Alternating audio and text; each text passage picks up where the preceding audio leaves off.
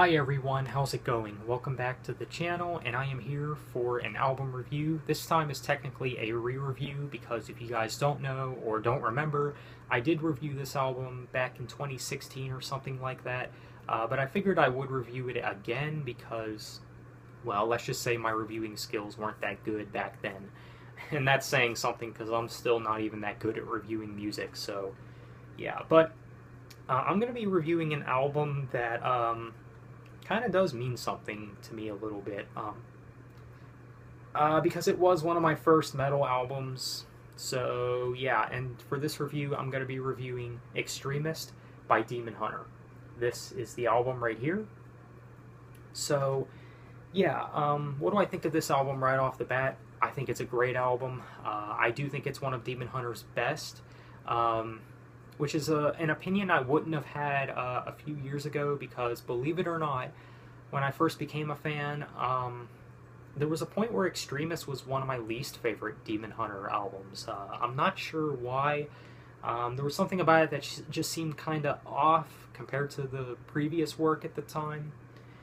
But I do think it is one of their best now, top 3 for sure. But to be honest with you guys, this was technically the first Demon Hunter album I've heard in full. I know that's crazy to believe. Now, I know I said before that the song Collapsing was the first Demon Hunter song I ever heard.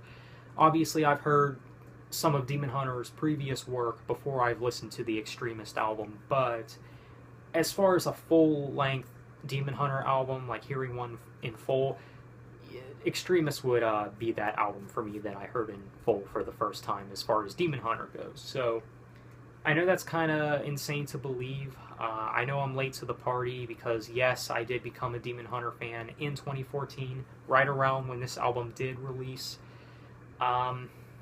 which I know, like I said, is rather later than others because I know there's people that have been a fan since The World Was a Thorn, and heck, I know there's people that have even been a fan of Demon Hunter since the Triptych era, but I didn't get into them during 2014, which was my senior year of high school. And throughout high school, you know, I was mainly into hard rock bands like Red and Breaking Benjamin, and, you know, I felt like bands like Demon Hunter, even in those days, I feel like would have been a little much for me, because I really didn't listen to, like, even Demon Hunter's, I guess, length of heaviness, if that makes any sense. But obviously, you know, I, took a turn in, my musical journey a little bit.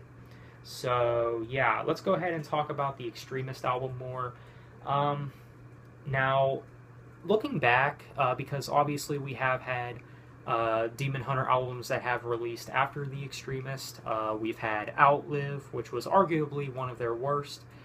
And then, of course, their most recent albums, War and Peace. But I just don't think that any of those albums compare to even the Extremist record. Looking back, I feel like Demon Hunter really did a lot with this album that I just appreciate more now, and I feel like that even their newer music is missing.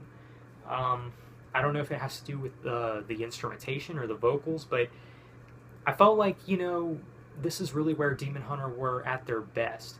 Definitely in between True Defiance and Extremist, I felt like in between those two albums, like, Demon Hunter were just on top of their game. Like, they were like one of the greatest bands to ever walk the earth at the time. So, yeah, let's go ahead and talk more about the Extremist album. Obviously, as you guys know, Demon Hunter is influenced by Swedish melodeath bands like Soilwork, In Flames, Dark Tranquillity, and they've even taken some inspiration from new metal like Slipknot in their older albums. And there's even some grunge in their work as well, because I know Ryan Clark is a grunge fan, and he's also an Alice in Chains fan. And I would say that this is probably their most grunge-influenced album, per se, even though this is still technically a metalcore album. But yeah, I mean, I would even recommend Demon Hunter even if you're not a fan of metalcore, because Demon Hunter is one of those bands that I would consider one of the most non-metalcore friendly metalcore bands, if that makes sense. So yeah, they seem to take a lot of inspiration from several subgenres and just combined them into their sound, which is why I think that this band deserves way more attention than they're getting. So let's go ahead and talk about the tracks. Now, I'm not going to be going over every single song, but if there is a song that you would like to know my thoughts on that I did not talk about, you can, of course, go ahead and let me know about that down in the comments. So the album opens up with Death, which is just a straightforward, heavy opening track, and it's a short song, and it gets the job done. It's a decent album opener. It's not one of my favorites on the album, but it's alright. Next up, we got Artificial Light, which I believe was one of the lead singles from the album, and this is definitely one of Demon Hunter's best songs to date. Definitely one of my favorite tunes from Demon Hunter. I really dig the guitar work. Patrick Judge, his solo work and guitar work in general on that track is just outstanding. Some of his best on any Demon Hunter song, I think. And, of course, Ryan's vocal delivery and within his clean vocals and his scream vocals are really great. It's also a pretty heavy song. And Artificial Light is also one of my favorites on the album. But next up we got What I'm Not, which I think is actually one of the most underrated Demon Hunter songs. I mean, this song is definitely very unique. I really dig the chorus. It's got a really nice chorus, and even the aggressive moments are really outstanding. Next we got The Last One Alive, which is also one of the singles, I believe. Yeah, it's more of a radio-friendly type hard rock song, which I do like. It's not one of my favorites on the album, but it is a good song. And then we got I Will Fail You, which is one of their best ballads, without a doubt. I know this is a fan favorite Demon Hunter song. It's got some pretty unique lyrics. It's not too cliche, I think, because I know a lot of Christian metal bands' lyrics can be cliche at times, but Demon Hunter, they don't struggle with that too much.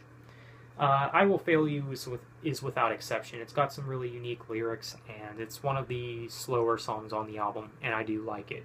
It is a good song.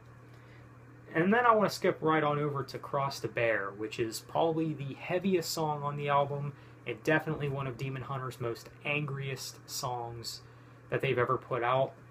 And it's also one of my favorites. I feel like this song has a Slipknot influence to it as well. It is a very good song, and it's really aggressive, really heavy. And then I want to skip right on over to Gasoline, which I think is another one of Demon Hunter's underrated songs. And I believe I heard somewhere where Ryan Clark stated that this song was actually influenced by the Pantera song This Love, which kind of makes sense because both songs do have that aggression but also soft melody to it.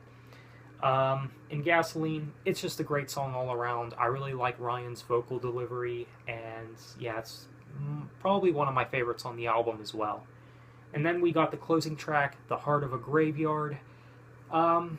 This is not one of Demon Hunter's best closing tracks, but it is a decent song. It's fairly upbeat, and it has some electronic work in it, which I find a little iffy, but it's passable, I think. Again, not one of their best closing tracks, but it is pretty good. So, yeah, I mean, that pretty much covers, you know, the at least standout tracks on the album. I would definitely recommend this album if you're new to Demon Hunter and you're thinking about checking them out. I would even recommend you check out this album if you are a fan of Swedish melodeath, grunge, new metal. I mean, like I said, I would recommend this to people who even don't like metalcore that much. So, yeah, it's a really solid album. It's a great album. I'd give it either an 8.7 or a 9 out of 10. So let me know what you guys think of the Demon Hunter album, Extremist. I think it's a solid album. Definitely give it a listen.